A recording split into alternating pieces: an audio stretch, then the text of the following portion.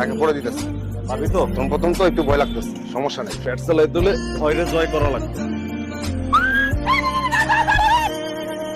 তুই phone টান্নাতে bag টান দিবি। ব্যাগে তো টাকা থাকতেও পারে না, এটা কি আমার দোষ? আমার দোষ, আমার কপালের দোষ। এই কয় টাকা আসবে? কয় টাকা আমার? 470। এটাও অনেক বলদ। এই যুগে কেউ ব্যাগের মধ্যে টাকা না, কার্ড, মোবাইল ব্যাগ এইসব জায়গায় টাকা। এই ব্যাগ বাদ দিয়া আর আয়নাটা বাদ দিয়ে বাকি সবকিছু কিন্তু পড়াই দিন। আপনি কাকে চাচ্ছেন? আন্টি দেখেন তো, এটা কি সোনার ব্যাগ?